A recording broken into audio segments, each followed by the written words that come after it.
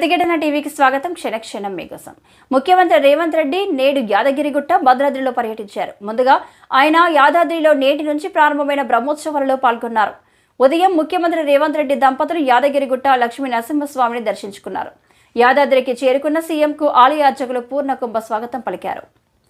స్వామివారిని దర్శించుకుని ప్రత్యేక పూజల్లో సీఎం రేవంత్ రెడ్డి దంపతులు, మంత్రుల బృందం పాల్గొన్నారు. పట్టు వస్త్రాలు సమర్పించిన రేవంత్ వార్షిక బ్రహ్మోత్సవాల్లో భాగంగా తొలి రోజు ప్రభుత్వం తరపున స్వామివారికి పట్టు వస్త్రాలు, ముత్యాల తలంబ్రాలను ముఖ్యమంత్రి రేవంత్ సమర్పించారు. సీఎం వెంట డిప్యూటీ సీఎం మల్లు భట్టి విక్రమార్క, మంత్రులు కొండా సురేఖ, కోమటిరెడ్డి వెంకటరెడ్డి, ఉత్తమ్ కుమార్ రెడ్డి ఉన్నారు. అలాగే ఎమ్మెల్యేలు బీర్ల ఐలయ్య, కుమ్మం అనిల్ కుమార్ రెడ్డి, వేముల వీరేశం, BLR ఈ కార్యక్రమంలో పాల్గొన్నారు. యాదాద్రి నుంచి నేరుగా హెలికాప్టర్లో సీఎం భద్రాచలం చేరుకున్నారు. అనంతరం శ్రీ సీతారామచంద్ర స్వామిని రేవంత్ దంపతులు దర్శించుకున్నారు. రామాలయంకి చేరుకున్న సీఎం రేవంత్ దంపతులకు దేవస్థానం అర్చకులు, సిబ్బంది ఆలయ మర్యాదలతో స్వాగతం పలికారు. అనంతరం సీతారామచంద్ర స్వామి వారిని ముఖ్యమంత్రి దర్శించుకొని ప్రత్యేక పూజలు చేశారు. ఉపాలయం లక్ష్మీ తాయారు అమ్మవారి ఆలయంలో రేవంత్ దంపతులకు వేద ఆశీర్వాదం అందించారు. ముఖ్యమంత్రి వెంట డిప్యూటీ